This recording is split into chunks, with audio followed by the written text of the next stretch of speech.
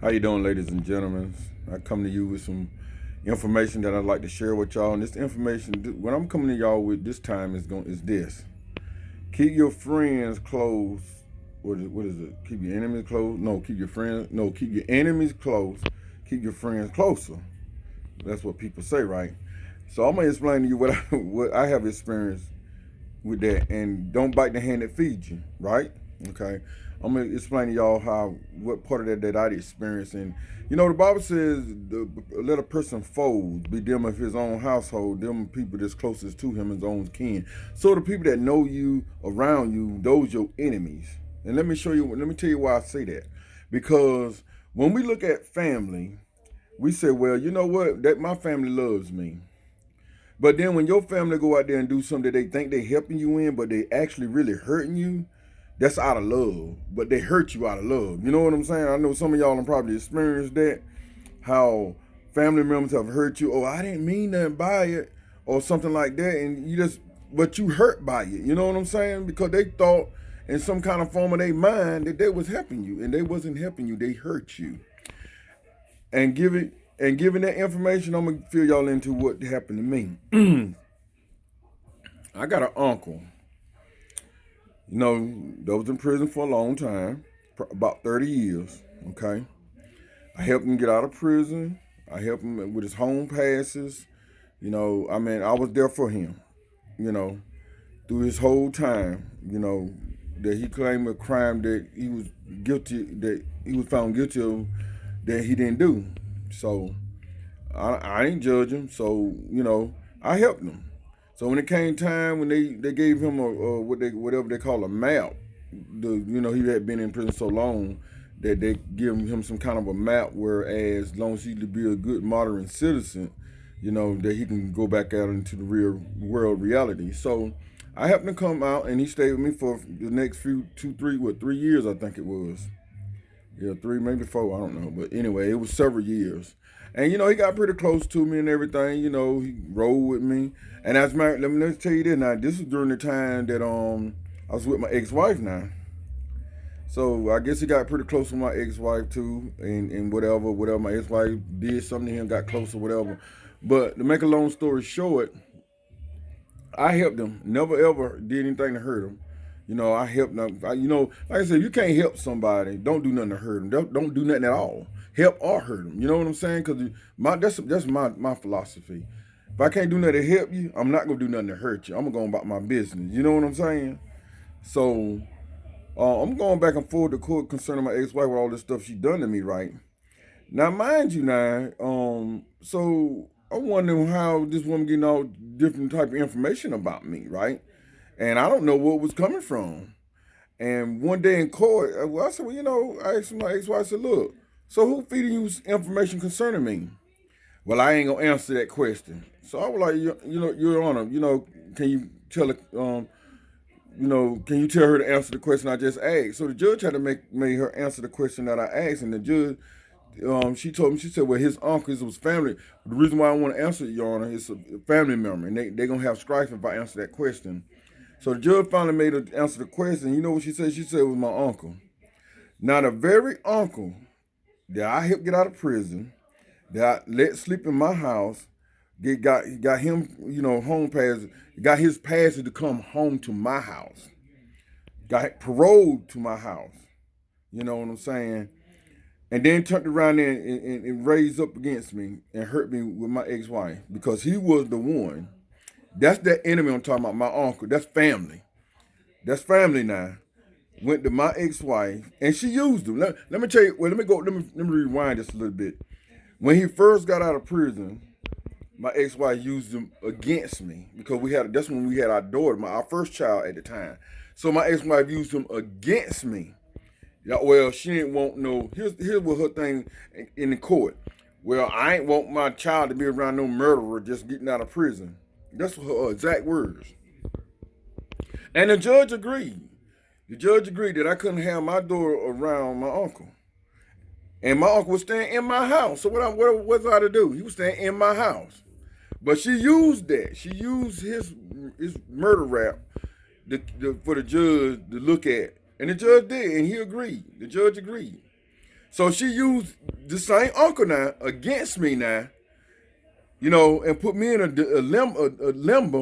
limbo, because I couldn't just put my uncle out. You know what I'm saying? He was paroled to my house. So I ran the risk of losing my daughter to my ex-wife because I felt for my uncle. You know, I couldn't just put him out of my house. You know what I'm saying? Because he was living with me. So I went under the cover. Thank the Lord, and nothing take place to that. But this woman, the ex-wife, might use my uncle against me and against my child at that time, back in 2015. Now look, check this out now. Now this ain't uncle now, the same uncle. The one that run up there to the call out that I'm a member of, go back and forth with me on trips. You know, pretty much he hang with me, let him drive my car, you know, did everything. You know what I'm saying? But then he went behind my back and was feeding my ex-wife a whole lot of information that he shouldn't have been doing. Cause you know what? I asked my same uncle, I said, you know, you seen how now I'm gonna tell y'all this. I told my uncle, I said, now you seen how my ex-wife did on me. And he eyewitnessed it now. He eyewitnessed the garbage and the filth that this woman did to me. And I went to him. I said, I said, man, look, I need your help.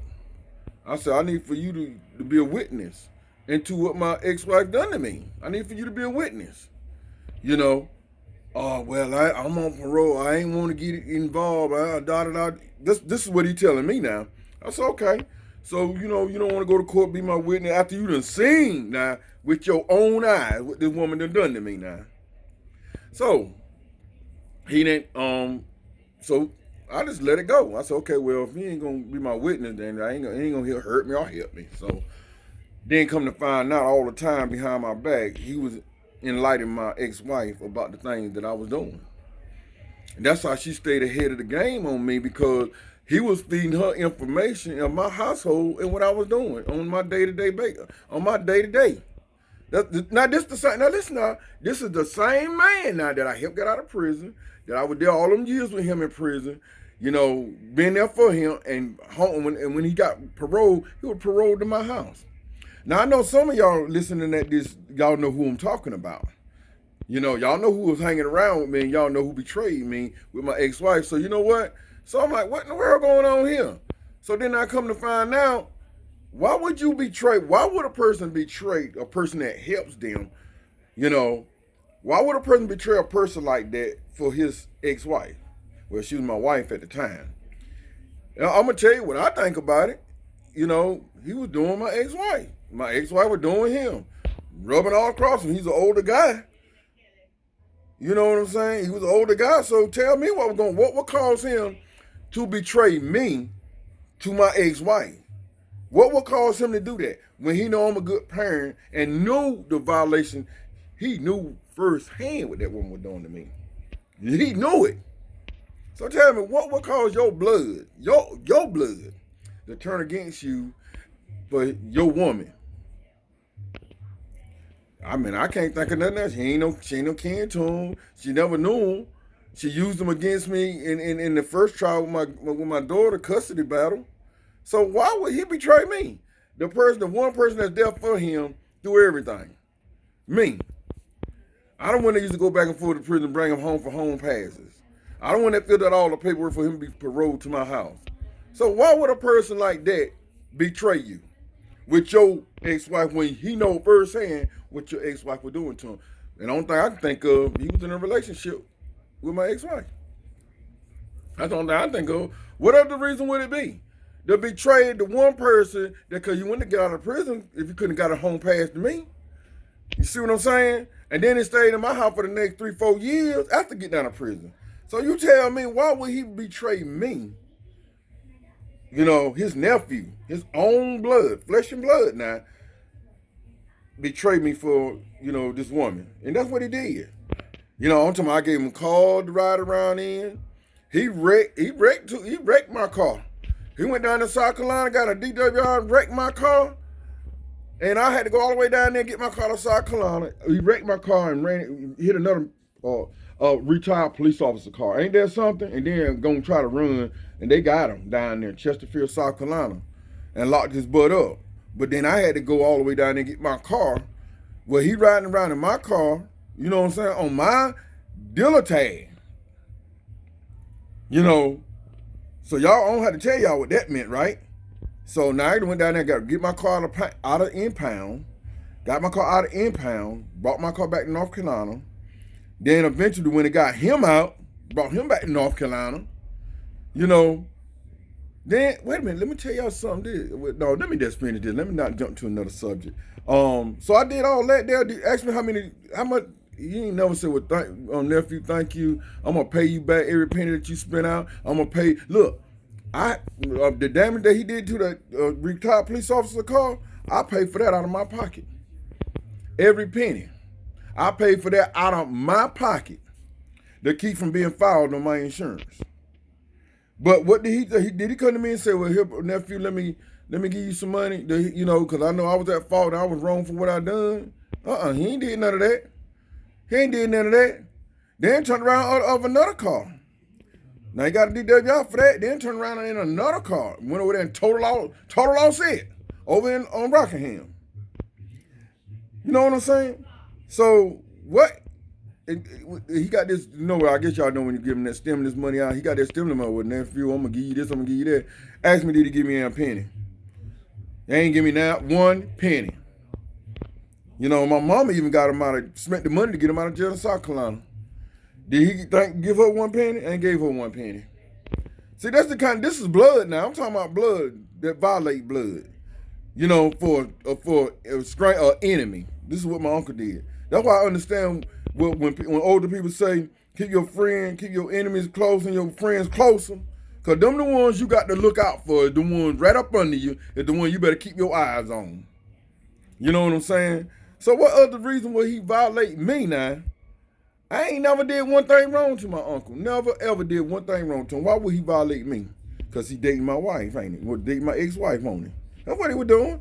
My ex-wife done took it around and done rubbed on his head and rubbed him, you know. And man, he been the old man that he is, shoot. He loved that, I guess. So he loved it, and she got him to betray me. So what? He loved that hand on him, didn't he? And then you know what? And you know what? Let me tell y'all something. That was my ex-wife MO.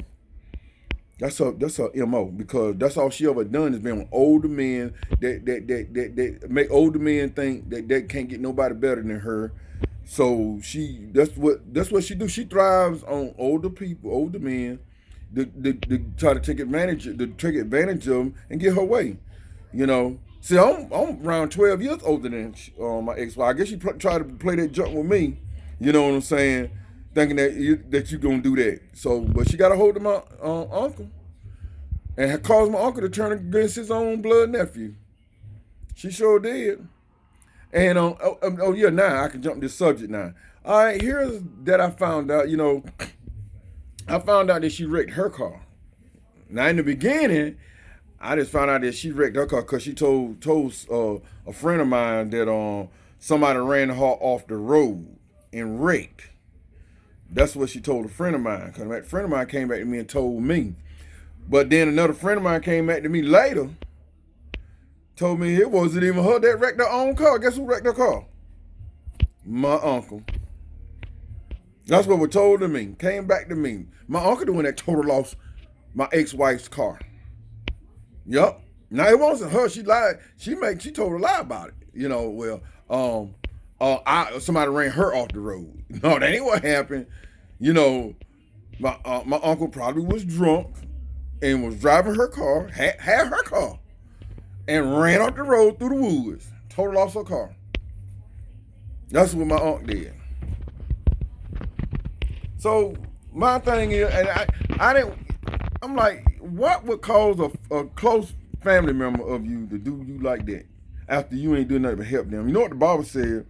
Don't bite the hand that feeds you. I never did anything wrong to him. I ain't did nothing but helped him. Nothing but helped him. He done took my car, done wrecked my car, and cost me a lot of money. He did that to me, and ain't never said, "Look, nephew, let me give you a little bit of money. Let me give you what I can give you. You know, because it was my fault. So let me give you what I can give you.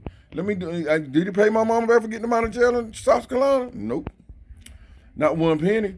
See, that's a hard thing. You know, that's a hard thing. But see, let me tell you something. But he gained, you know, my ex-wife gained him though. To do exactly what she wanted him to do. Like, you know, she gained that old what they say, old gizzard. She got that old gizzard to turn against his own nephew for her and to do everything for her. Yep, that's what he did. And I'm thinking, you know, that's what I'm saying. So that's why I come to y'all to tell all my followers and viewers that keep your friends close and no, keep your enemies close, keep your friend even closer because them enemies can't hurt you, don't know nothing about you. It's them friends, that family member, you know, them people closest to you, them the ones gonna hurt you that you think not of. Cause I was running around, man, what in the world, how this woman get this all this information she getting it, how in the world, you know, I would never think that my uncle that's riding up under me every day was doing it. I never would have thought that. I mean, look, never even came to my mind to even think that my uncle was violating me like that and being around me every day. Never even thought that. Until it came out her own mouth in the court. Her came out my ex-wife's own mouth. Where she getting all her information from was my own uncle that stuck up under me every day and was violating me and hurting me. Yep. And some of y'all know who I'm talking about, because some of y'all seen me out there, y'all seen old, you know, my aunt with me. Y'all seen it. A lot of y'all didn't know. And this is the very one that violate me for my ex-wife. And for what? And for what? So this is the kind of stuff that your family will do to you. So I know, let me tell you something, I know I ain't the only one. I know y'all got this family, I know y'all got families out there that done doing you the same way. You never thought that your family would hurt you. Never thought that your family would hurt you over or somebody they don't even know, or somebody, you know, for a piece of tail or a hand rub around the shoulder or a little kiss. You know, I know you've been locked up for about 30 years, but you know, that don't excuse you from violating your family like that. You know what I'm saying? Especially a family that hadn't did anything to you. I ain't never did nothing to him. I ain't never did nothing to him but help him. That's all I ever done to him. I ain't never did nothing, but then look what he did to me. Look what he did to me, hurt me. The person that helped him, he hurt me. And it hurt me with my own ex-wife. Now you tell me. You tell me. Now he could have helped me, because he could have went to that court. He could have came to court with me, and he could have testified against that woman and stuff she done to me. He could have. He was an eyewitness. Look, let me tell you something. He was an eyewitness, and he could have come right to that courtroom and testified about what that woman done to me. He could have done it, but he didn't. Instead, you know what he did? She throw her eyes on him. Throw her tongue probably down his throat or nose or ear, whatever she done to him. But whatever she done to him worked. Because he sure violated his own blood nephew. I ain't talking about no in-law. I'm talking about blood now. Blood uncle. This is my blood, my blood uncle, my mama's brother. Violate me in my house, stand with me, and violate me. Now, my thing is, if you're not going to help your nephew because you don't want to get involved because you on parole, then why would you violate me helping her then? Why would you do that? Help her for something that you know that she was doing wrong to me and my family. So why would you do that? You know, because my thing, if you ain't going to help me, then let's be neutral. Don't do neither. Don't stay out of it. The best thing for you to do is stay out of it. Don't touch it. Don't mess with it. Leave it alone. But no. This woman that my ex-wife that got a hold of him and rubbed her skin on him, and he loved it. And when he loved it, he went after it. Then come find out he got her car, driving her car. I'm like, what in the world's going on here? And then wrecked her car. Man. Man, let me tell you something. Boy, your blood, your people that know you, people that's your closest friends, people that stuck up under you, them ones that's gonna violate you. Cause you know why? Them enemies, you gonna keep them at bay. Cause they don't know nothing about you. That's the one that knows something about you that can hurt you. And that's what I want. That's my message. I'm bringing this message to y'all to understand this. The one that'll hurt you, the one stuck right up under you, that you think not. Because I never would have ever in my life thought that my own uncle would betray me the way he done. No, I never would have thought. And I never saw it coming. Never saw it coming. But I mean, now look, my aunt was there back in 2014 when she assaulted my mama. When my ex-wife assaulted my mama and snatched my daughter out her own when she was an armed baby. Now, look, that's why I say, when you got a mental ill person, they will do anything. They ain't got, from my experience dealing with this woman, they ain't got no restraints. When they go off, they go off. They ain't got no restraint. No restraint. They don't care who they hurt or anything in the process when they get in their rage. So when she got in her rage that day, and listen, on top of that, the policeman told her, honey, you got to leave. Told her to leave. You know what she did? I turned my back. She ran in my house, ran back there to my mama in her bedroom, knocked her down, and snatched our own baby out of her arm and ran out the back door. This is my first daughter, Bob. This is what she did to me now. This is a raid. And then then how about a woman like that go call DSS on you, on me? And she one that did everything.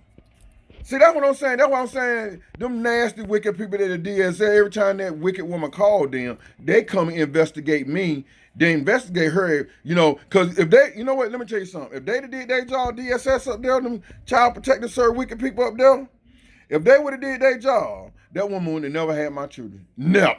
They never would have. Never.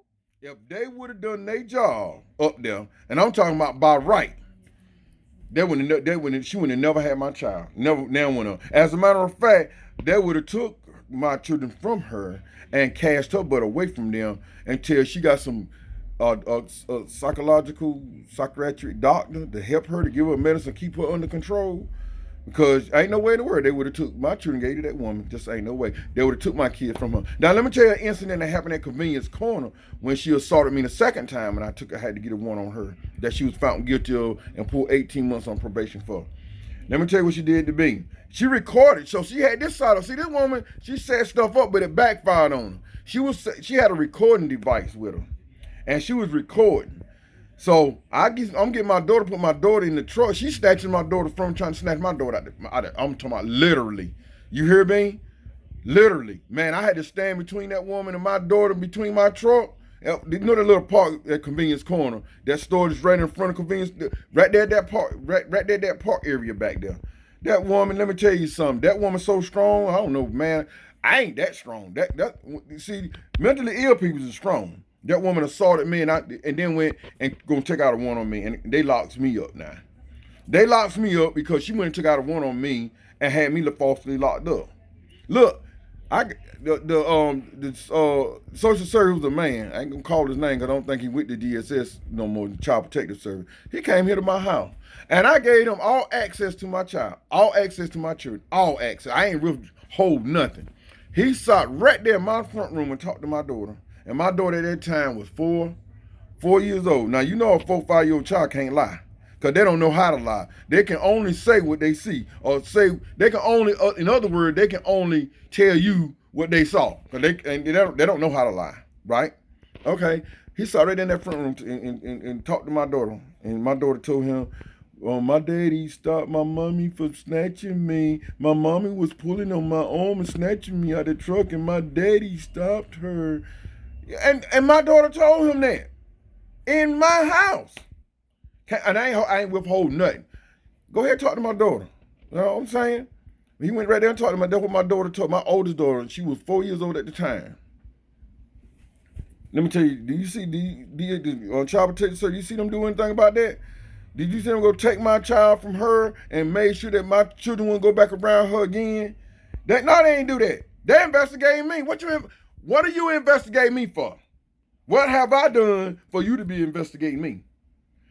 But now what she done, now that's what you're supposed to be investigating, us her snatching my daughter and I protecting my daughter from that woman. You know what I'm saying? I put myself between my daughter and that woman because that woman was gone, had them flipped her wig. So now what are you investigating me for? What I do wrong for you to be investigating me? If anything you're supposed to be doing is helping me, right? You're supposed to be helping me, Not investigating. You're supposed to help me to stay away from that woman, keep my children away from that woman. So all this time, y'all, I went through all this time and telling the judge, Sophia Crawford, I said, you gonna make me go, and this woman that assaulted me twice, she on probation. Every time I get near that woman with our children, she wanna assault me in front of the children. That's what and I say, you wanna force me to go and deal with this woman again? You know, well, you gonna hear what she told me. Either you gonna do it, you gonna take these kids to social service and give them to your ex-wife, or you going to jail. That was her exact words to me. Either I'm gonna do it or go to jail. After this woman done assaulted me twice already now, and she been found guilty and was put on probation for 18 months for assaulting me. So you know what? I got two other boys. Look, mind y'all now, I got two other boys I got to look out for. I can't be going to jail, and I got two underage kids I got to look out for, make sure they're in school. So you know what I did? I took them to them I think that was on a Thursday, 2018, November, as a matter of fact.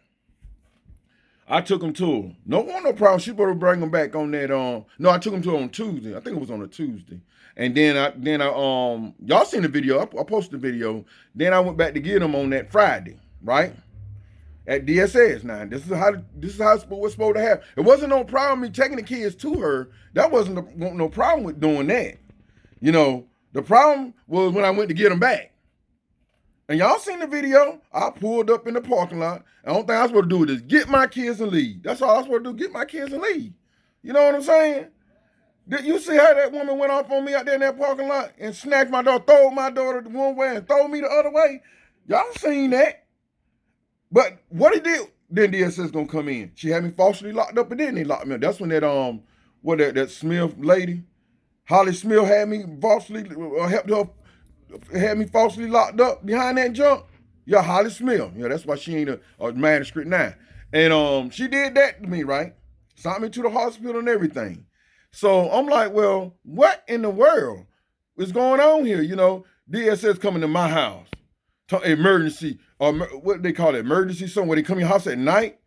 Coming to my house. Where you coming to my house for? Here come my child. Come on in.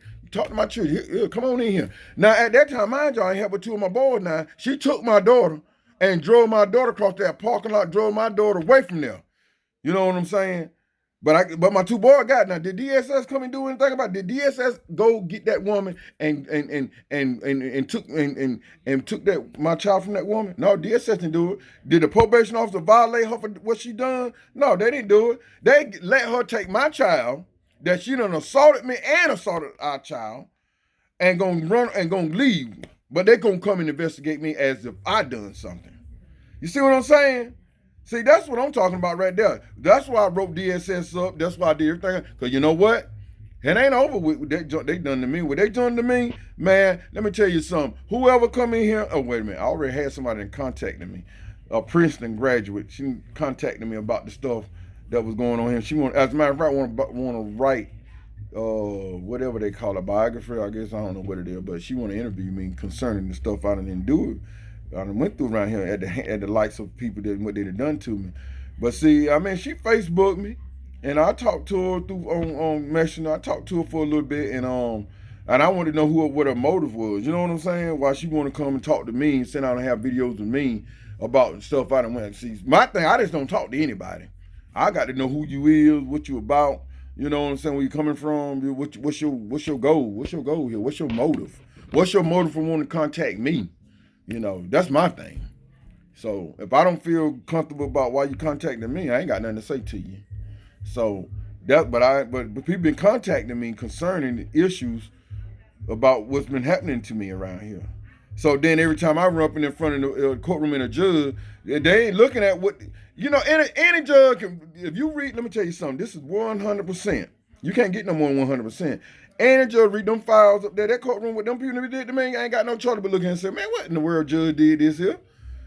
How in the world can a mentally ill woman go from taking my child in custody, you know, and taking my other two child, change one custody, because I had the custody of my daughter, change one custody, and then take my other two boys and take them away from me. You tell me how in the world can that go, and how can that happen?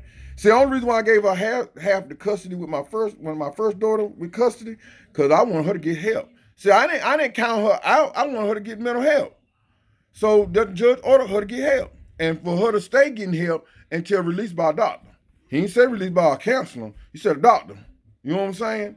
And ain't no doctor ever released her from mental health. I mean, from psychology. I mean, prescribing her psych meds and everything. So, cause that was the only thing that she, would bring her down. You know what I'm saying? I done seen that woman go off, crazy go off. And I done seen her when she take that medicine, she like a little puppy dog. So, cause she can't control her anger or her whatever that causes her to go off, whatever it is. And I ain't no doctor, so I don't understand that. I know I don't want it around me, and I don't want it around my children, because that's the kind of woman that she are. From what I done saw with my eyes, she's a ticking time bomb, and she go off any given minute, just out of nowhere. She went off on me in my own house one day, just out of nowhere. She had a big old cup of ice, and she was just walking by me, and all of a sudden she turned around and threw that ice cup and everything all in my face. I'm like, and right then, you know what I told her? I said, "Now I'm finna take my kids from you, and you finna get away from me." So she sat on the record then to go and hurt me, and everything that she done to me. And then you would have thought the judge would have been like, Mrs. Wall, look here, since you've been already ordered to stay up in a psychiatric care, going to the psychiatrist or whatever, we're going to keep the order in place because we want to make sure that you don't hurt your own kids and stuff. Now, see, if the judge would have come in and did all that there, because let me tell y'all something. I ain't telling you something that's not in the order. I'm telling you something that's the judge ordered. I ain't telling you something that I'm saying. I'm telling the judge ordered that woman. But then she come back and take my kids from me after leaving me and my children. You tell me how in the world can something like that go down? And then after I done told Sophia Crawford, got up every judge I got in front of, and it was Sophia Crawford, because she the one that took my kids from me. Every time I went in front of Sophia, I said, how in the world you gonna make me keep going in front of this mentally ill woman with my children, and every time she assault me? How you gonna make me keep doing that? That's what I'm telling the judge now. How you gonna make me keep going in front of this one after she done assaulted me time and time again, but you gonna force me and threaten me with jail that I gotta take my kids to? That's what she did.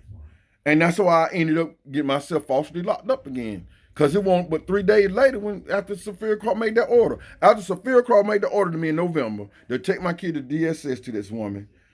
And then when I went back to get them back, that's when that woman assaulted me. That was 3 days later. It was on a Tuesday, Wednesday, Thursday, Friday. 3 days later now, after I done told the judge for the last time that this woman is a basket case. She mental. I'm telling the judge that. If y'all go back and look at the court